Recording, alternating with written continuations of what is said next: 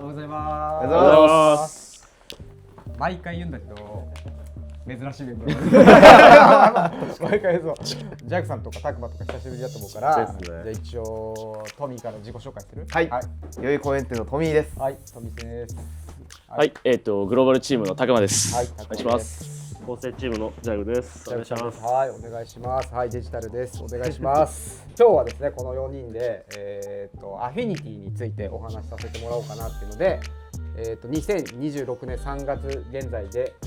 ロープロが2年ぶりに入荷したので、はい、いいタイミングだよねってことで今撮らせていただいてますので、トミーとかはねもうすっかりもうアフィニティとかロープロといえばトミーみたいな感じで、タクマもね何回か載っ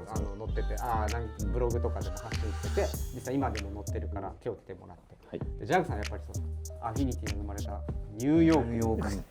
3年間ですか住まれてたってことなので、その辺のね感じもお話できたらなと思うのと、やっぱりアフィニティってね、そのメッセンジャーカルチャーとのつながりも強いから、ジャグさんはメッセンジャーバッグ縫ってたりとか、今でも作ってくれてたりするので呼ばせてもらってます。お願いします。はい、ありがとうございます。本当に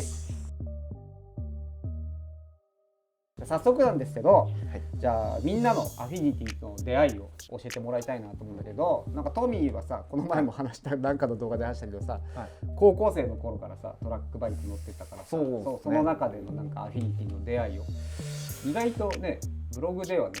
書いてたりするかもだけど、改めて。そうっすね、一番最初はでも、アフィニティサイクルスってものを乗り始めてから知ったんですよね、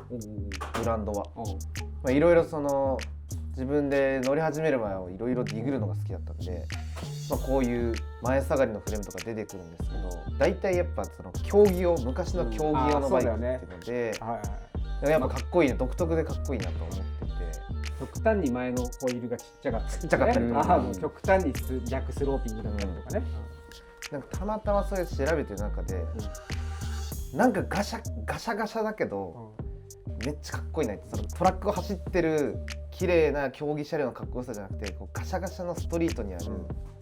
その前下がりのフレームめっちゃかっこいいって思ったのが結構アフィニティサイクルスってやつだって気づいて、そこからこうどんどん引き込まれてって、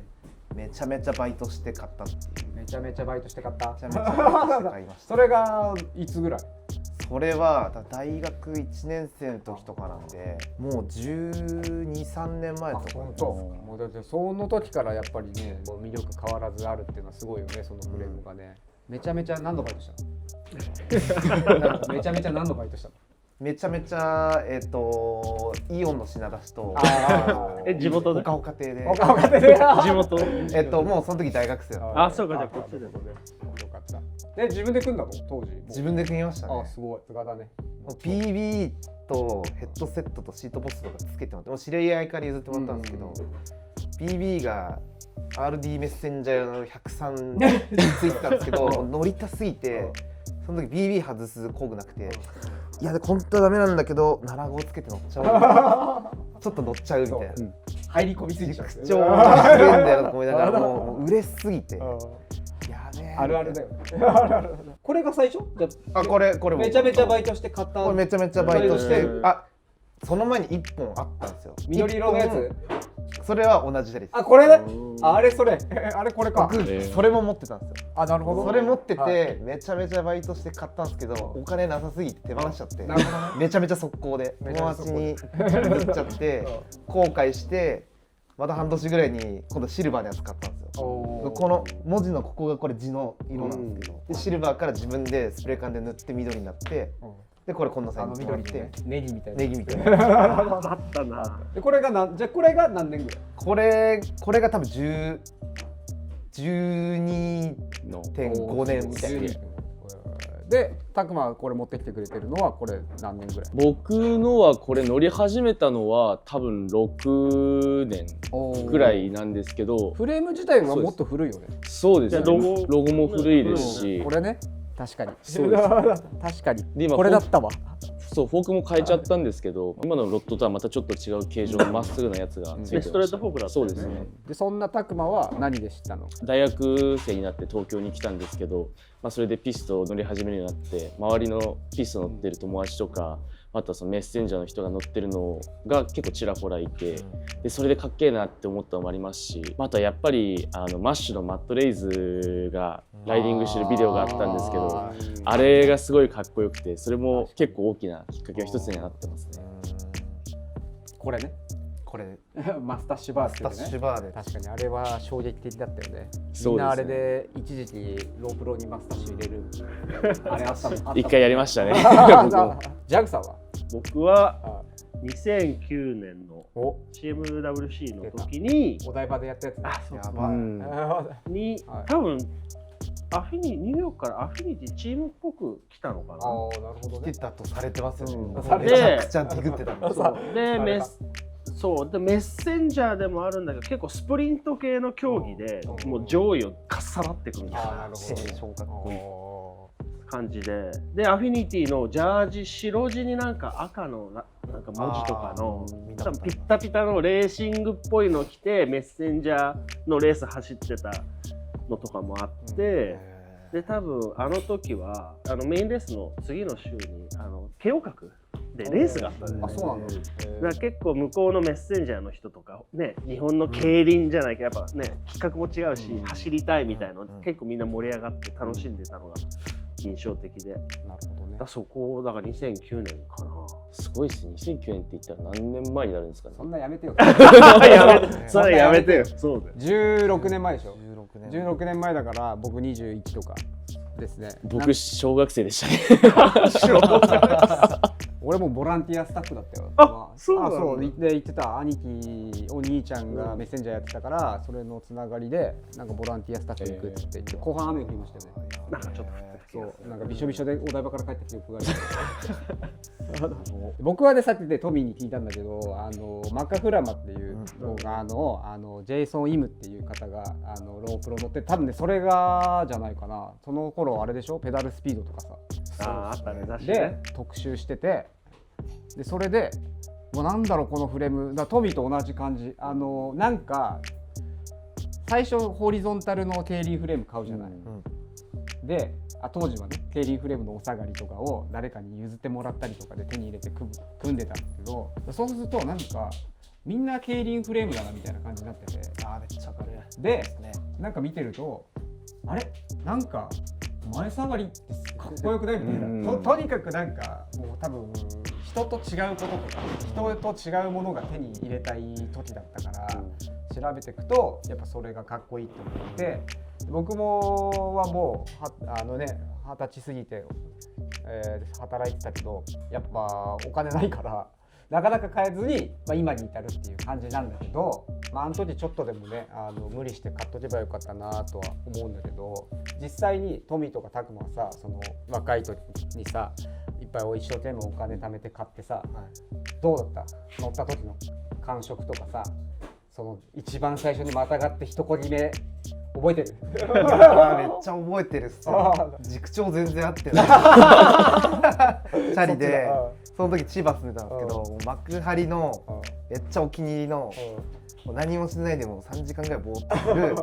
する海辺のコンクリートとかあるんですけど、そこまでとりあえず行ってめっちゃ眺めて写真撮ってインスタに上げたのめっちゃ覚えてます。そうだよね。どうだった？そのなんか今までその前に乗ってたバイクとかと比べて、多分高揚感もあるからさ、そのなんか言語化するっていうのは難しいと思うんだけど、なんかこう違ったとかさ、そんなわかんないか、もうフィルムが上がっちゃってるもんね。でも僕その時で一応3代目のトラックバイクで競輪とビアンキのアルミのトラックフレームとこれだったんですけど、やっぱアルミとももちろん違うし競輪とも全然乗り心地が違くて、なんかフロント周りちょっと硬いけどリアが結構柔らかいみたいな、結構ちゃんと感じてました。感じてました。お前すごいな。スキットやっぱアルミのバイクの方がこうパキッとしてるなみたいな。でもこのチャリは何なんだろうな、少しこう粘る感じするんだなみたい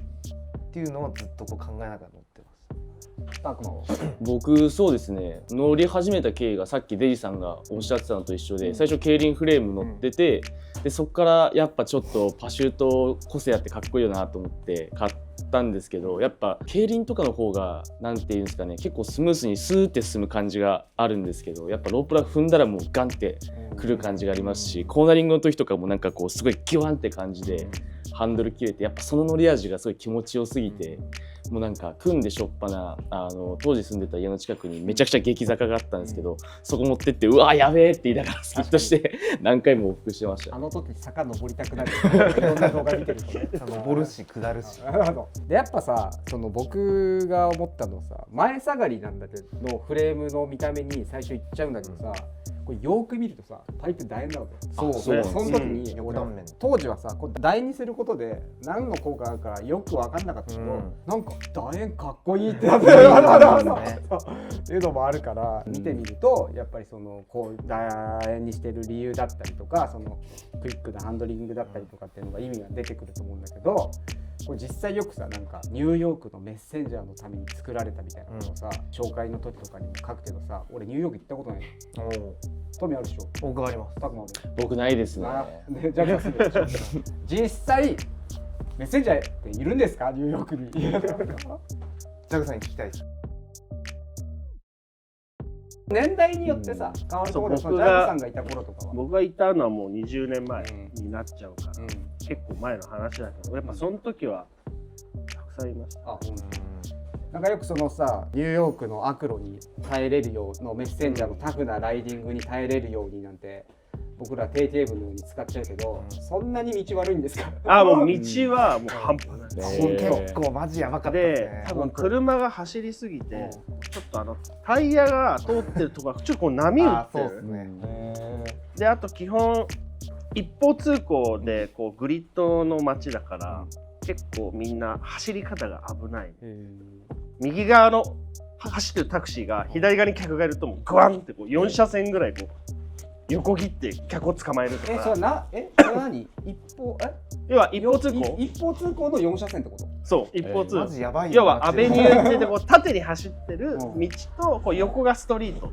でストリートの方が細いんだけど、そのアベニューっていうのがちょっと太めの道だから。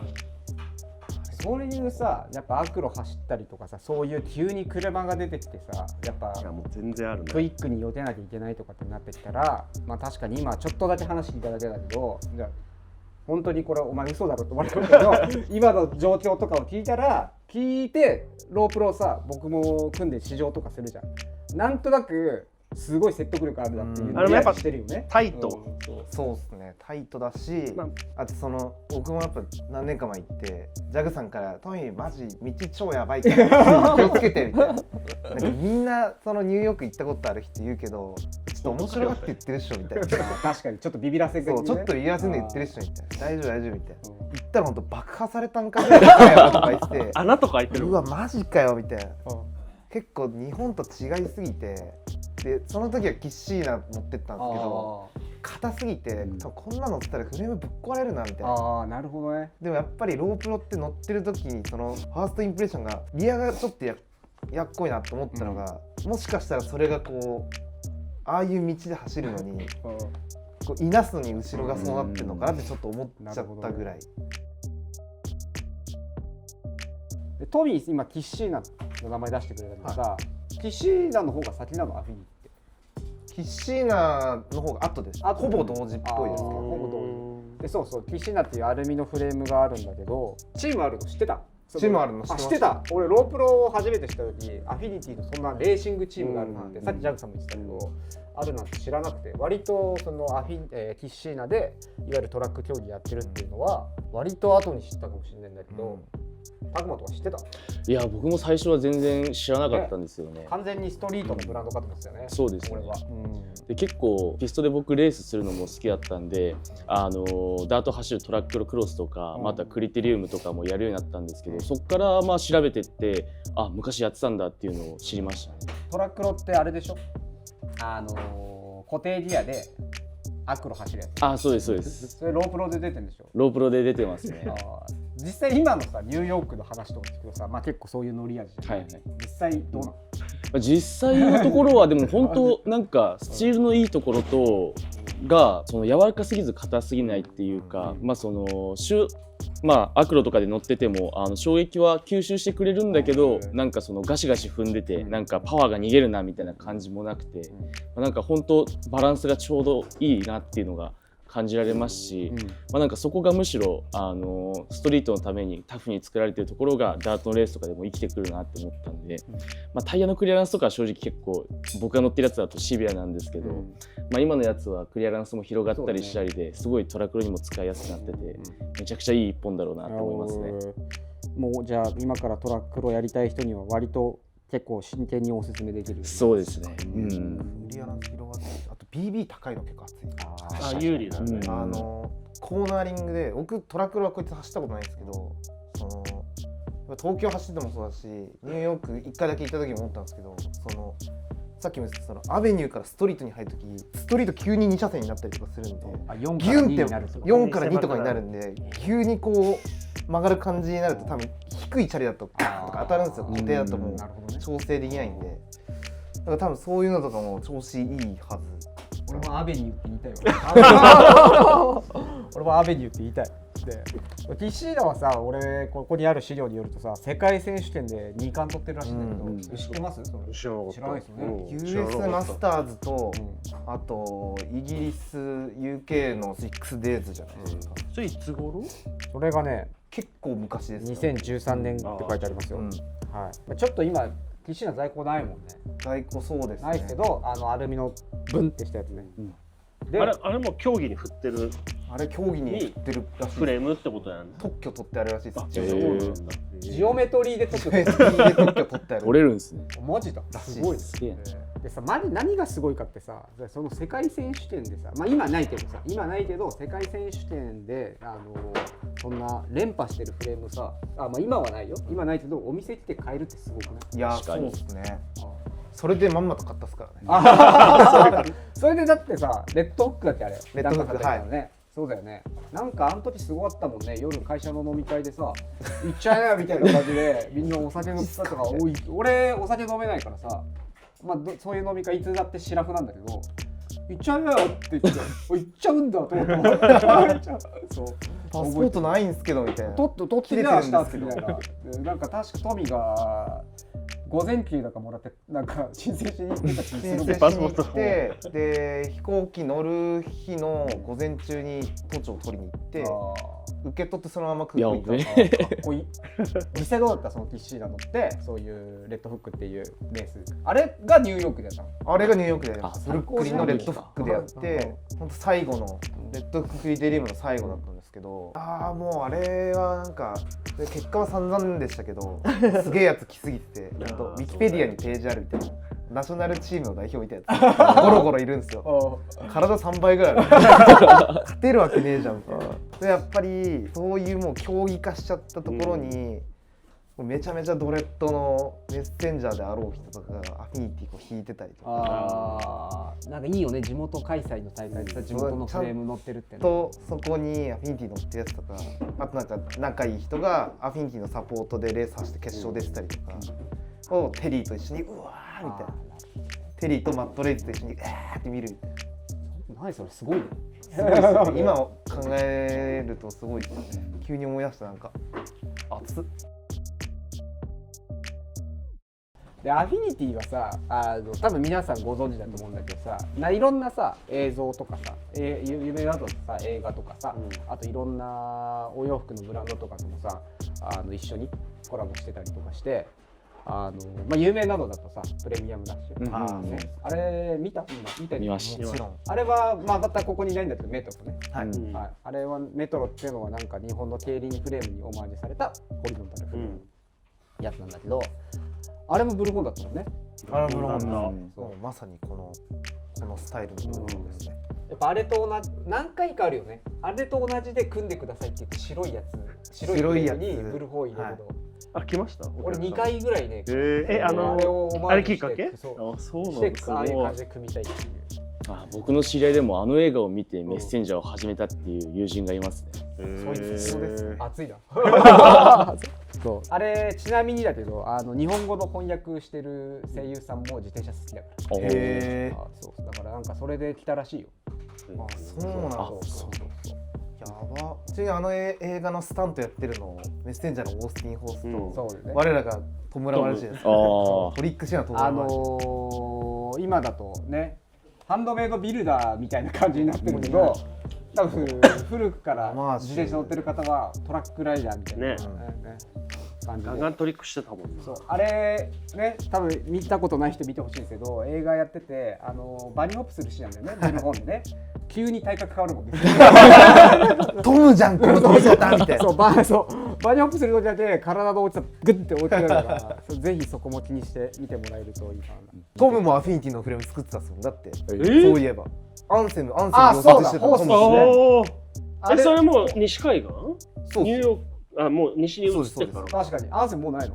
アンセムはもうないです。そうなんそういうつながり止まらねえ。まあ掘っていくとねいろいろ出てくると思うので、そのオースティン・ホースって人もねすごい有名なメッセンジャーの人なんで、まあその人のライディングとかを見るには多分自転車好きな人だったら見てて面白いんじゃないかなっていう。一応レッドブルのサポートを受けてレッドブルのね。そうそうそうで多分メルボルンの CMWC 世界戦で優勝してる。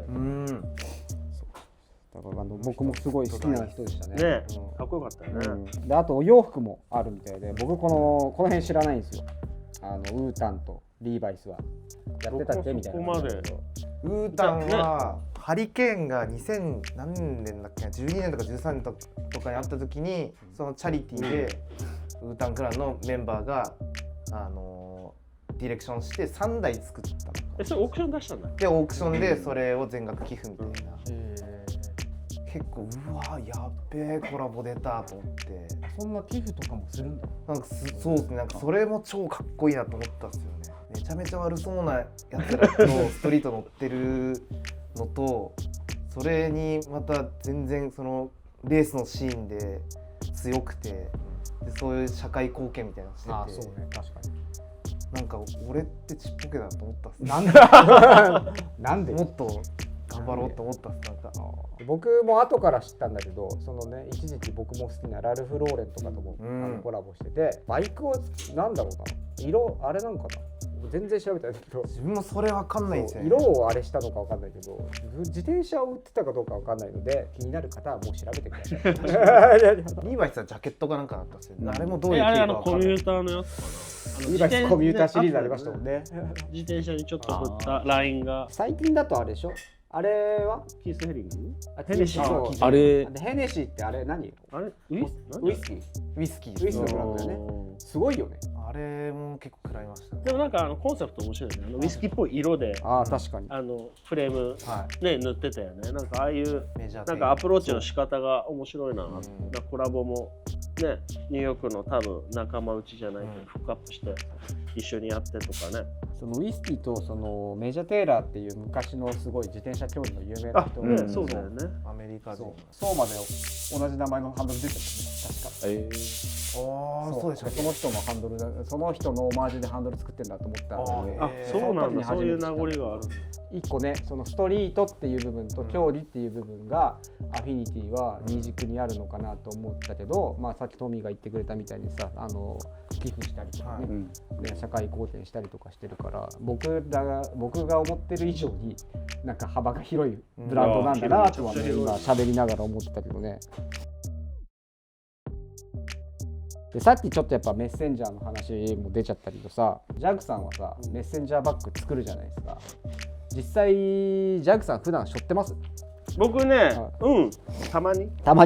結構なんかその時作ってるやつをテストで背負ってたりとか、だからそれの行ったり来たりみたいなメッセージバッグ背負う時もあるし、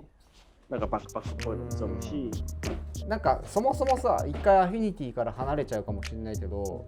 なんでそもそもメッセンジャーってそういうピストバイクトラックバイク乗るのよっていう。やっぱり壊れにくいっていう、その俺も教わった。でも多分やっぱそれすごい理にかなってるじゃないけど、なんかやっぱ道具的な扱いだし、ですぐ治るし、でパーツの使ってる数も少ないからっていうのがやっぱり一番なのかなっていう。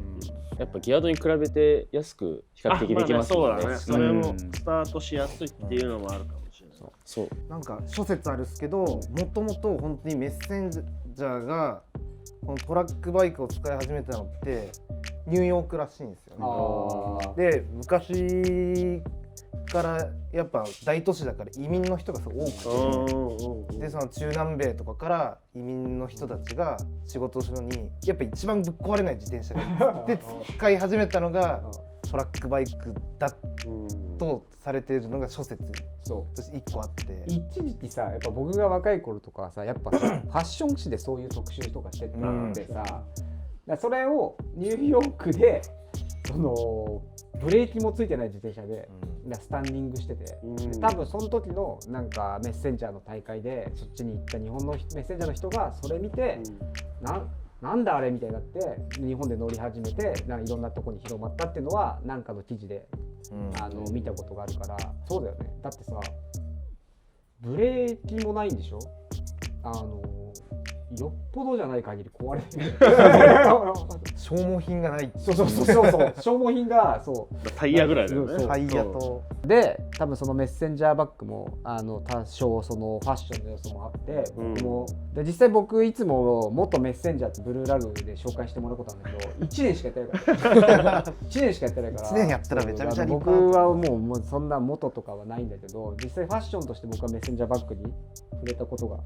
先だったかなっていう感じかな。結構多分ニューヨークでトラックバイクでメッセンジャーしてる人たちは結構やっぱカルチャー色が強いっていうか、であの頃ちょこちょこっとそのキングコグとか、トラックスターとかちっちゃいお店が結構あったアフィニティもショップあったんですよね。なんか2007年スタートで多分ウィリアムズバーグってブルックリンの、結構今栄えちゃったんだけど、そうすごいなんか良さげな場所がちょうどウィリアムズバーグブリッジ降りた先かな。ウィリアムズバーグ多分走ったでしょ。走ったと思う。赤い橋。そのままブルックリン直結するみたいな。そういうところにお店があったんだって、僕帰った後だった。なるほど。この前この収録があるんでボスにメッセージして、アフィニティとの出会いちょっと聞かせてもらっていいですか。そうだよね。めちゃくちゃ気になります。アフィニティを買うってなったらもうブルーラグだったね。そうなんですよ。確かに気になるそれは。2008年にインターバイク、昔あったインターバイクってワードやばいじゃないですか。そのインターバイクに2008年にちっちゃいブースをアフィニティが出してたんです今俺頭の中で結構ちっちゃいブースに出てきました。ブルーラグのフリッカーじゃなくてボックスドッグのフリッカーをボスが買ってきてくれて、っつってポチって開いたらマジでちっちゃいブースでキラッキラのロープロとプロトタイプの今とそのシートチューブの形状ちょっと違うキッシーな置いてあって、でそこにちょっと太ってるジョン・プローリー座っててうわみたいな。でボスもなんかその時のことめっちゃ覚えてるんだよね。ジョン・プローリーもトラックのトリックの人だったもんね。そうですよね。僕もそれだと思って。来てたもん2009年の。そう怒られてた。そこでトリックしないでくださいっつってジョン・プローリーっつって名指しで怒られてた。そうだよね。そうでも皆さん結構コアな方知ってると思うんですけど、そのラダビスとカルチャーを発信し自転車のカルチャーを発信してるそのウェブサイトやってる若かりし彼がそこにいて、すげえなんか異様な雰囲気だったらしいんですよね。バイキングのねマークね。ラダビスと違うプロバブリーズノットプロっていうのが前身のサイトなんですけど、その時多分海賊のバイキングそんな感じだったね。もう僕完全にラダビスの人のイメージだったんでピストンっていうのめちゃくちゃ意外でしたね。もともとトリックしてた。そうだよ。ぐるぐる回ってたんで、でそこにボスと若子さんが行ったらしくて、2008ってことは本当じゃあアフィニティができてすぐってことだよね。そうか2007年そうなんかスタートとかでそこでもう結構普通じゃなかったっぽくて、かっこいいこの人たちみたいな。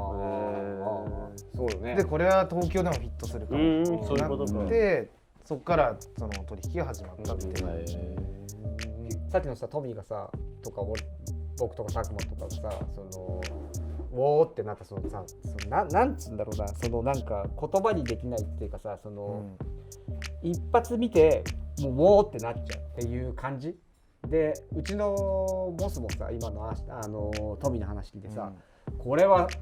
おーってなって多分そのちっちゃいブースに声かけに行ったわけじゃん、だからやっぱその魅力があるのってすごいよね、単純に、ね、世代言ったらボスと僕も違うし僕とタカも違うそうですよね。そうだね、世代は違うけど世代は違うけどなんかこの一目でなんかこの自転車やばい臭いな、かっこいいなっていう、なんかすごい陳腐な言葉になっちゃって申し訳ないんだけど、やっぱけどそれが結局一番なんつうんだろうな、魅力っていうかさ、言葉にできないかっこよさみたいなのがやっぱ一番の初期衝動で欲しくなるっていうのは間違いないのかなっていうのはね、今聞いて思ったけどね。たまにお客様に言いますけど、やべえかっこいいっていうただそれだけで選んでいい自転車はトラックバイクだけなんだって言うんですよ。だってもう使い方どうこうとかじゃないっすもん、だってこの自転車。そうね、だって移動手段としてさ、あったらさ自転車は便利になると思うけど、じゃあそのよりじゃあ便利になるバイクですかって言われたらまたちょっと違うもんね、そのカゴつけてどうのこうのとかじゃないもんね。まあタクマとかレース出たりとかさ、してるけどやっぱその、でタクマとかトミーもさトリックとかするからさ、その遊ぶ用途としても使えるし、そのかっこいいって思ったので、買うのが多分正解なバイクの種類だと、思うからね。だしやっぱシングルスピードってもう構造がシンプルであるがゆえにもただずっと足を回してるだけでいいんで、やっぱ自転車との一体感もすごい感じられますし、なんか普通の移動がもうなんかシンプルにすげえ楽しくなるのが楽しいところでもありますよね。ジャグさんメッセンジャーバッグ作ったんじゃないの？それは今日出さない。じゃあこれね、僕が初めて買ったメッセンジャーバッグ。これ90年代後半、ヴィンテージじゃないですか。98年とか当時まだマンハッタンが多分身売りしてないというか、マンハッタンが身売りって難しい。マンハッタンポーテージ、そうが多分そこで作って、ごめんね落書きばっかで。全然そう、それお店がイーストビレッジってとこにあったの。でこれセールで30ドルってバカ安い。安い。